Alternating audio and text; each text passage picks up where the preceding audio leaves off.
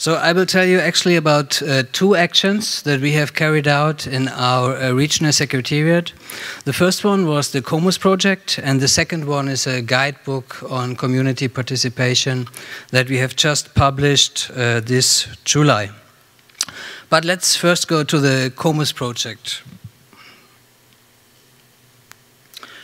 The Comus project was a joint project of the European Commission, the Council of Europe, and the Organization of World Heritage Cities. The good thing was that all the funding came from the European Union, so for the OWHC it was a very cost-effective project. The scale of the project and the target groups were countries in Eastern Europe, countries in transition. And the countries that participated were Armenia, Georgia, Ukraine, Belarus, and Moldova. And the project started in 2015 and ended just this July. The basic idea of the project was that we worked with heritage cities, not necessarily World Heritage Cities, but heritage cities, some of them rather small.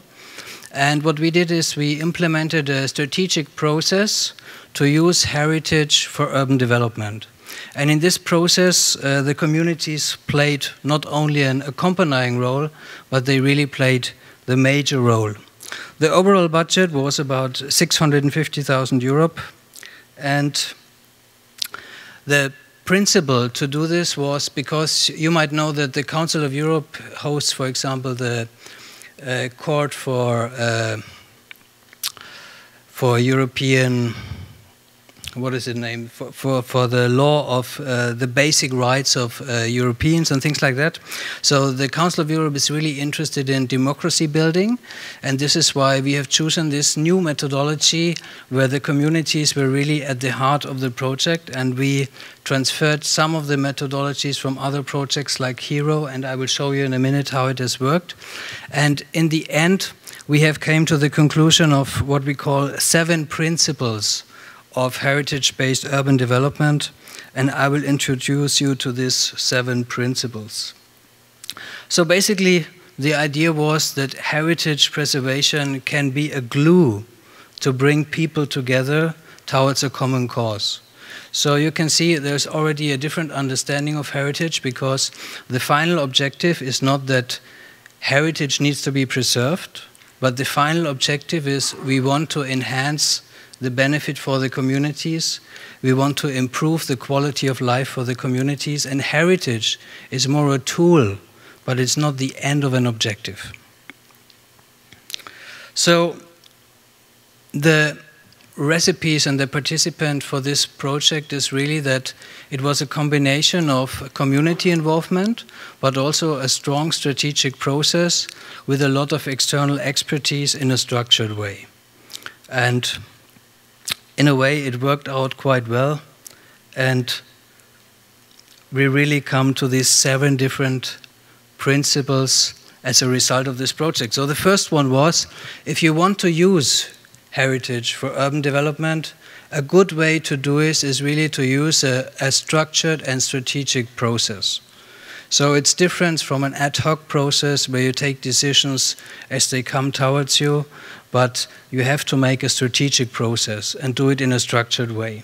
So the tool we have implemented here was what we call strategic reference plan. It's a little bit different from World Heritage Management plans, but they have something in common, and the similarity is that in a strategic reference plan, after a thorough analysis, etc., you come really down to concrete actions as a result, and you don't stay on this level of recommendations and policy changes.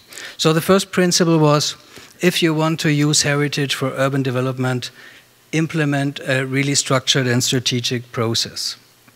Part of this process is the identification of needs and interests of communities, the definition of uses.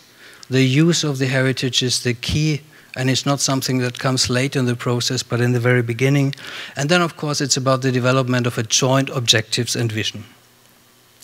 The second principle that we came up is that to start the process, what you really need is to have a detailed analysis of the current cultural heritage and the urban situation.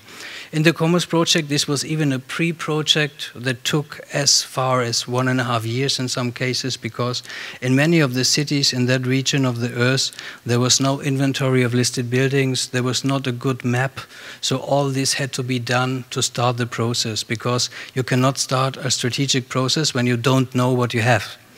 So principle number 2 is really have a detailed analysis of the current cultural heritage and the urban situation, and the context is maybe equally as important as the heritage itself.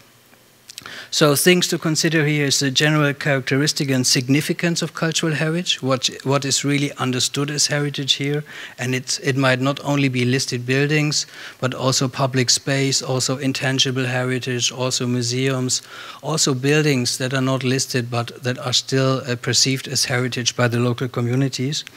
And it's of course about the relationship between heritage and the key urban challenges. In many of these cities there were challenges like depopulation, not a good state of infrastructure, economic weakness, etc. The third principle is then the identification and evaluation of priority heritage-led urban interventions through feasibility studies. So the way we worked here is first we analyzed the situation. In parallel, we identified the community and the stakeholders. And then we collected some ideas for project. And then another important step was really to prioritize. So these Comus groups, and we used a methodology that is used by European Union in many projects. It's called the local action group, where you have a quite detailed strategy how to use the local stakeholders. But the important step was not only to collect ideas, but also to prioritize them. And in order to prioritize them, we used a tool which is very well known to many architects, is feasibility studies. So for some projects, we carried out feasibility studies to know the cost, the duration, and to get a more realistic idea if it is possible to implement it within the next years or not. So this was like the third principle. The fourth principle was then the joint collection of new uses for heritage rehabilitation projects. So this is where the community had a strong say. We really started by asking the community, what is your idea for use? How do you want to use this area? What is your idea for this area? So it was not that the idea for use came from the political level or from investors, but the ideas for use really came bottom up from the community. So what can be uses? Some uses are very traditional ones that you all know from rehabilitation areas like museums, but other ones are like semi-public uses like schools or other buildings that are available for the public. An important role played to embed the reuse of the cultural heritage in the urban development context. So it's not a solitude process that we implemented in Comus, but it was linked with the existing development processes. If there were any, in many cases, there were actually none. So the fifth principle is really to use a community-based setup of vertical and horizontal governance system. What do I mean by that? In a way, we try to institutionalize this group where we integrated the community.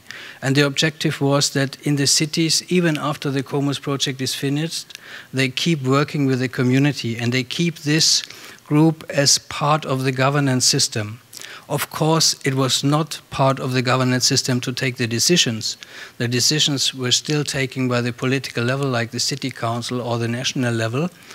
But this group was acting as a sort of place where new ideas were created, where the feasibility was tested, and where also projects were prioritized. The sixth principle that we have collected is that it's really important to have a thorough preparation of the development process. And this is about the management qualities, about the management abilities. It's about the empowerment of the site manager to steer this process and give him the power that he really needs. And some tools that we have used is traditional tools that you know from management plan systems. For example, roadmaps. We've used clear roadmaps where you have actions combined with the date and the responsibilities. We have made memorandums of understanding for the political level, even for the national level, to really get the politicians sign that they will support this process. And the third one is we also produced methodological guidelines, you know, for example, how to involve your stakeholders, what you can do with them, how to select them, all these sort of things. So the seventh principle, and that we invested a lot of money and time, was really, it's not enough to produce new policies, it's not enough to produce a roadmap, it's not enough to produce an action plan. Why? Because we need the people to implement it. We call it the human factor. So we invested a lot of brain and efforts in capacity building events alongside the Comus project. We had several trainings and workshops. For example, a training on heritage communication, we had a training on heritage management, we had a training on feasibility studies to enable on a personal level the participants from these pilot cities that they even learn on a personal level. And this really worked very well. And this is something that I also take for future projects. Don't forget the capacity building part. And it's always good to invest in this. Why? Even if some of the roadmaps will not be implemented due to political problems or lack of funding, whatever, you still have this gain of knowledge on the personal level. And this is something that is really more sustainable than only producing recommendations or new policies. So basically, we try to work on the level of knowledge and skills, which is two different things. In our training, we worked a lot on the level of skills. For example, we did with all the participants, we tried to learn them how to be a good moderator, how to communicate in a good way, how to create a good narrative of their own city. And on the knowledge level, we tried to provide them with tools and recipes, but this was more on the cognitive level. And I think this combination, in the end of the evaluation of the project, we received a very good marks for this capacity building activity, so this was really something very valuable. Beside that, we had, of course, exchange visits, so we went to cities of comparable size and tried to learn from other cities. We had a lot of excursions and also experts and study visits, and this was a little bit the role of the Organization of World Heritage Cities. We used our network of World Heritage Cities to bring in experts and also to find interesting cities where we go for a study visit. So at the end of the Comus project, we have identified some major points. First major point is that we really found that heritage is more than buildings, it's more than intangible heritage, it's more than museums, it's more than memory of the world. Heritage is really a system, and the system is made by different entities, and the entities have a relation. And the relation is, for example, use, the relation is the meaning, the relation is a significance. So we really try to approach heritage with this holistic approach and get away from this notion of buildings, intangible memory of the world. The second one, and I said it before, this maybe was the most important finding, it helps to understand heritage as a means to an end and not as the end itself, you know. The heritage, what is the benefit of a preserved building if the local community has no connection to the preserved building? If the local community doesn't understand, if the local community has no idea how to use it, it's nothing gained. So the starting point is always the benefit for the local communities, and heritage is a means. I know that some people will not like this understanding, but we have used it here. The third major finding is that heritage is really a shared asset of a community. So if we understand heritage as a shared asset of a community, we must live with the fact that different parts of the community have a different understanding, have different needs, and also have different benefits. So we have to be good in what we heard of in the example of Canada, in the mitigation, in the moderation, in finding the right balance of the different needs. But it's very natural, because heritage is a shared asset of a community, nothing else. So fourth, we found that heritage is more an incremental process. It's not an on-off investment. What do I mean by that? It means that the meaning of heritage and the use of heritage and also the needs in combination with heritage is constantly changing. So we cannot define heritage one time and we keep this definition for the next 30 years. This is unrealistic. This is a linear thinking. But if we think in a systemic way, it is very clear that heritage is also a process. And that means a lot of effort for us as site managers, because constantly we have to redefine heritage, we have to ask for the meaning of heritage, we have to change the use of heritage, and it's not enough to just at one point in time define heritage and then put a use to it. And the fifth, this is maybe the nice motto for this conference, we found that really people and heritage can be a real winning combination. And in the Comus project, we had so many nice experiences when the people of these small cities in Eastern Europe discovered their own city with different eyes, you know. And that was really a very rewarding experience also for us. So if you want to learn more about the Comus project, I invite you to have a look at the website of the Council of Europe or at the website of the city of Regensburg. You will find the final publication. It's about a 70-page document where you have a more detailed description of the process and more detailed information about the principles. Maybe before I skip to the second part, are there any questions at the moment to this complex methodology? Not yet? Okay. All right.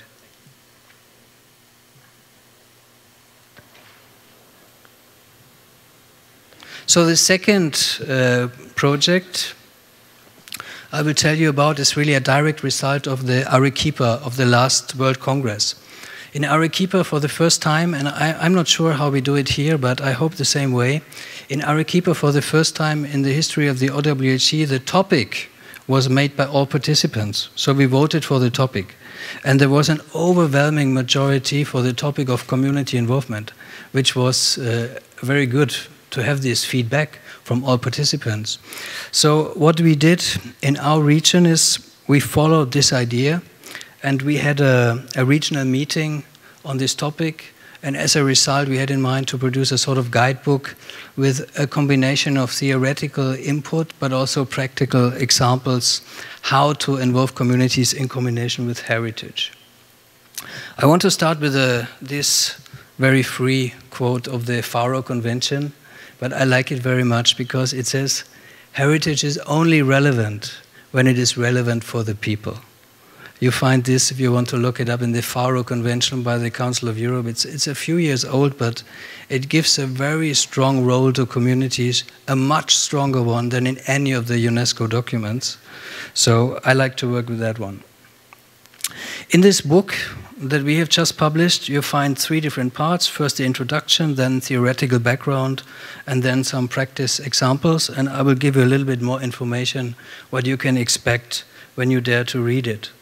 So in principle, the idea was to have a guidebook on the practice of community involvement, but also link it with a theoretical background, because I think we are strong as site managers when we are at home in both worlds. Only practical implementation is not enough, and only theoretical knowledge is also not enough. So we have to try to combine the best of both worlds. So the idea of this book was to really find good examples and good methodologies, and the target audience were professionals and experts in the field of cultural heritage, and of course site managers. And we had support by the OWC Regional Secretariat, by the Comus project that you've heard about, by the European Commission, and we work together with Eurocities, another city network which is quite strong at the European level.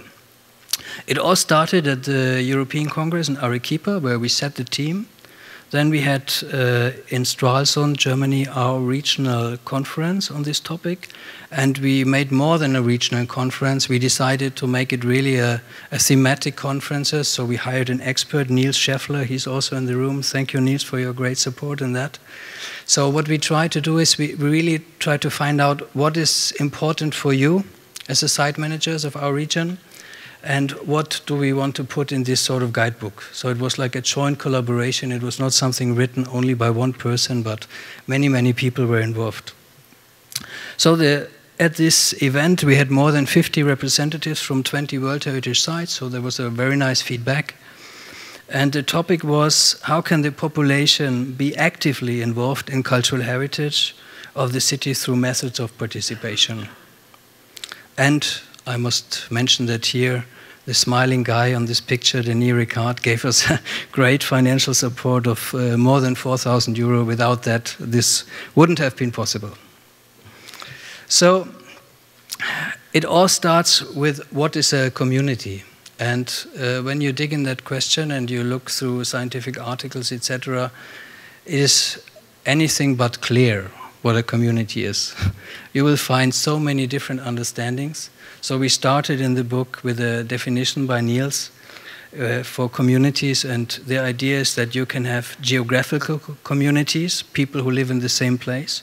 You can have cultural communities, and you can have social communities. Maybe there are even more, but it's like a working definition that we try to use, because it doesn't make sense to produce a guidebook for community involvement when not tackling the question of what the heck is a community. So what are the areas of community involvement in heritage practice? We try to define different angle points. The first one is community involvement in the definition and inscription of urban heritage. To put it bluntly, at this level, community involvement is almost non-existent. And I hope, together with the colleagues from ICOMOS, that maybe we can work on that on the world level, because I think there's a big gap. Because we have a lot of community involvement at the other end when we implement projects, but when it comes to the definition of heritage, even on the national level, but more so on the international level, communities don't play a big role. Second, we have the development of urban heritage policies. This is really on the strategic level, guidelines, action, management plans. There we have a lot of examples for community involvement with different intensity.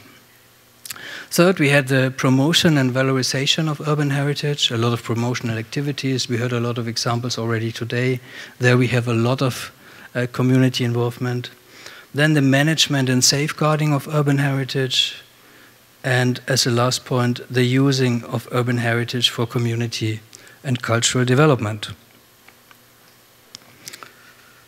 So basically, communities get involved in the inscription process on the regional, national, or international list. As I said before, I think there's a big weakness, and I think we need to talk about it, because we cannot push all the effort of community involvement to the local governments, who are then in the end responsible for the heritage, to keep it. We must somehow manage also to involve the communities in the definition of the cultural heritage. I think this is a big job, but we need somehow to tackle it in the next years, because otherwise we will be very incredible. So when it comes to the development of urban heritage policies, guidelines, actions, management plans, I will not repeat the example of our management plan. Some of you have heard it from Niels in the expert workshop, but you know that there is a lot of standard tools and standard mechanisms how to involve the community. My personal opinion is that it is not enough to do it like that, because when you make a management plan, it's usually a process you make in a limited amount of time for maybe 10 or 15 years. So you have the community involvement at one singular point, but what about the time when you implement it? I think a good community participation is constantly there. And we need to find communication platforms, involvement platforms that are there over time and not only once. So the promotional activities, valorization of urban heritage, there you have a lot of examples, you know. I think, for example, of visitor centers or European Heritage Days. In Germany, we even have a World Heritage Day, where we have a lot of activities with the communities. Then when it comes to management and safeguarding of urban heritage, this is a more delicate issue because a lot of the management power, and when it comes to the governance systems of management, it is very much related to government officials. So some cities have some tools how to open the door for communities, but a lot of cities follow the notion that the community was already involved when they elect the official representatives in the city parliament. I'm not sure if we can follow this road 2017 anymore. I'm not sure if this is enough participation. And of course, using urban heritage for community and cultural development, this is really the way, as we have done, for example, in the Comus project, how can we constantly get a good connection with the communities and relate all our activities to the benefit of communities. It sounds easy, but it is not when you work in a local government, because you have to have a constant line of communication. You have constantly to open the doors for the community, to not lose them somehow. So in this book you also find some practice examples. One, for example, is the Red Star Line Museum in Antwerp, where there was based a lot in the collection of personal stories. That's also a way of participation. It's the narrative making, it's a story collection. There are a lot of new methodologies to do this also in visual ways, with art, with photographs, etc. And we thought this is a good example that came from Eurocities, by the way. The second example was in Armenia, in Gymri, in Goris. We did something there that we called urban walks or heritage walks. So it was a format that was not presenting, or it's not a meeting, but it's actually you go on foot with the local community, and during this walk you collect ideas and you do some brainstorming what really the local community wants to do with their heritage, what is their idea for new uses. So this is a very light and soft format, and I think we will see it spread more, because the Council of Europe has copied this format for what they call the Faro walks. They do Faro walks in many European cities, because there was a very good experience with that format, because the barrier in going on a guided walk for the community is much lower than when you invite them to a formal meeting, etc. And the third example about Philadelphia, I will not go in detail because you have learned everything about that this morning. So that's basically the content of the book. I can only encourage you to have a look at this publication. You can find it on the OWHC website, on the website of the city of Regensburg, and we think it is a very practical tool that you can use, because it gives a combination of this theoretical background, theoretical definition, and also practical experiences. So thank you very much for your attention.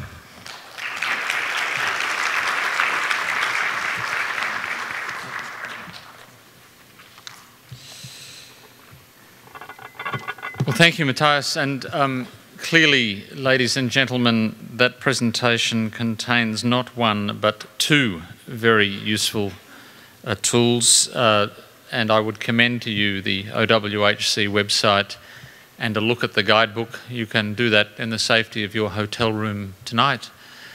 And I point out that the link, the URL link to the Comus report, for those who weren't quick enough when it was on screen, is conveniently on page 58 of the proceedings from today. Now, I know we have at least one question for Matthias, so that this was down here, please.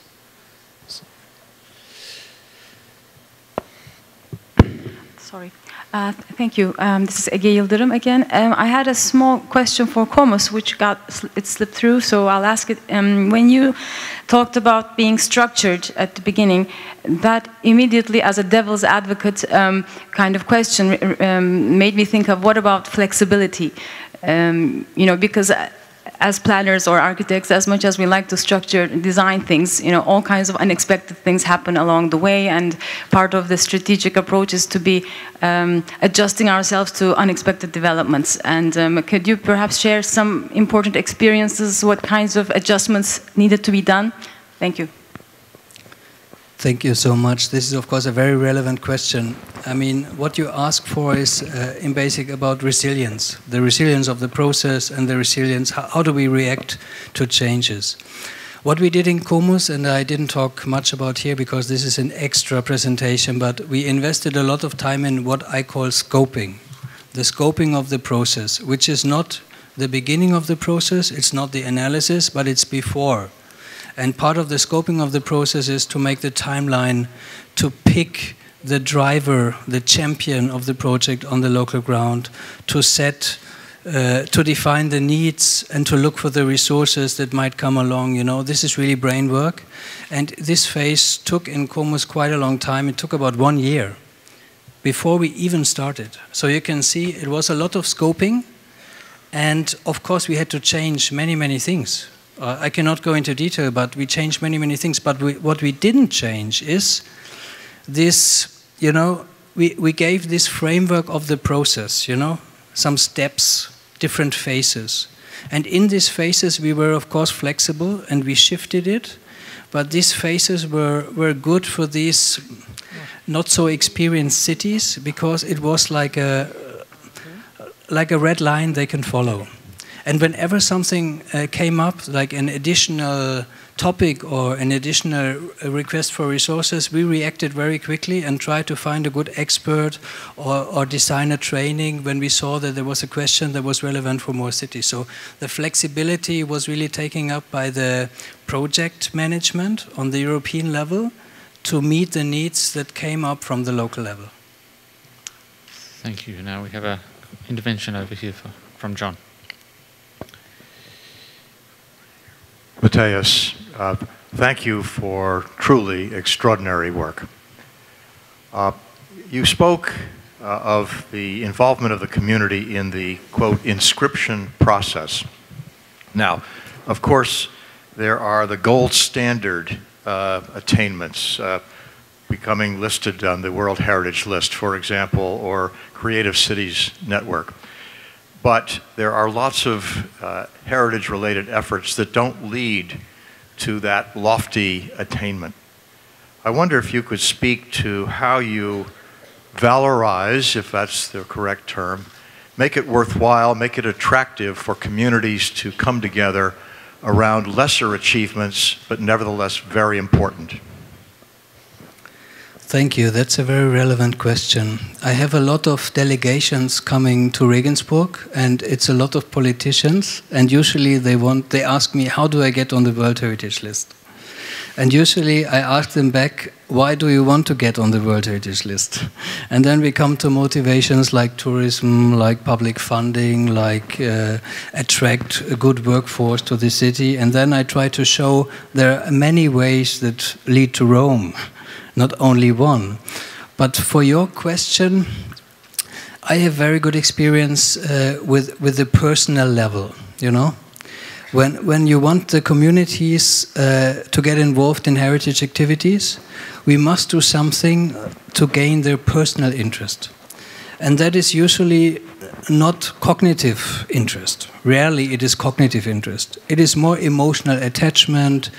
These are values like feeling home in a certain part of the city, having had a very good experience with a special building on a very personal level. And if we manage to get to this level, it is very easy to get the interest of the community. But a lot of cities try it on the cognitive level, you know. The usual narrative that I see in many cities is, look, here we have the most important building on the planet because of A, B, C, D, E, and now we want you to get engaged. This, in my opinion, doesn't work very good. We must ask, okay, for you, what is the value in this building? And we must be prepared that a lot of these values have nothing to do with art historical or heritage values. It's personal values, but that's okay, because that's the entrance point. And when we have the community at the table, then it's also easier to talk about the values in art history, etc. But I think we have to open up and use more holistic approaches. That means approaches with art, photography, storytelling, writing, all these things that are not from the first view something that we usually do in preservation activities.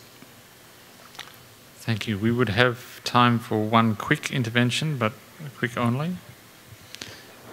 Yes, there's one up here.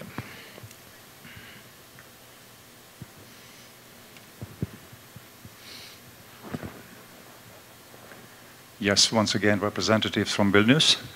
Yes, Matthias, thank you very much for your strong and open-minded presentation. I have one question as a practitioner this time, as your presentation was strongly about practice.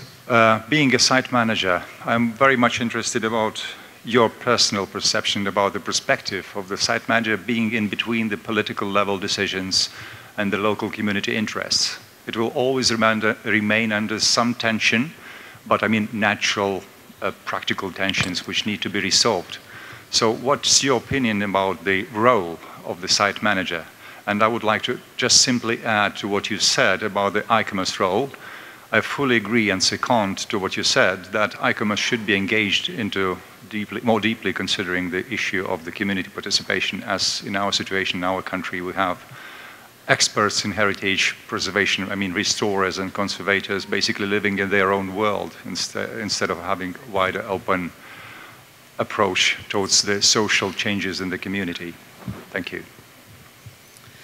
Well, to your question for the role of site managers, that is also an evening-filling topic, because from my perception, the role of site managers is in many places not acknowledged enough. First of all, the operational guidelines for the World Heritage, there's not a word on site managers. But I've seen many places where you have excellent policies and a lot of money, but the site manager doesn't have the necessary skills or knowledge, and then things just don't work out. So we started to call this really the human factor, and the role of site managers, I mean, it's actually on my desk to write an article on the role of site managers and to define the skills and knowledge that a good site manager needs. And the next logical step would mean that together maybe with ICROM, we need to define a course for people how to become a site manager, because at the moment there's nowhere you can learn it, you know. You have universities that do a little bit of this and others a little bit of that, but I think most of it is really soft skills. It's really the mediation skills, moderation skills. Also, I mean, if you don't love to communicate, you cannot be a site manager, huh? This is as basic as that. I have a lot of students who ask me, how can I become a site manager? Then I first ask you, okay, can you give a short presentation in front of the other students? And when he or she says, no, I can't, or I don't feel so well, okay, you're probably not a site manager. Huh? It's as easy as that. You need to be a strong communicator. And conflicts is daily life of a site manager. I'm in between so many chairs, and you too. And I would really like to see the international level, especially ICOMOS, the World Heritage Center, but also ICROM, to somehow bring the role of site manager to the light, introduce it in the operational guidelines, make a good training course, which I think must be at least something like 4 weeks of training and not like 4 days. And another idea would be to make a certification process how to become a site manager. We have a lot of ideas, but this is really a little bit the blind spot. Everyone publishes case studies, everyone publishes new tools. People are mad with toolboxes, but they always forget the handyman who needs to use the tools. Huh?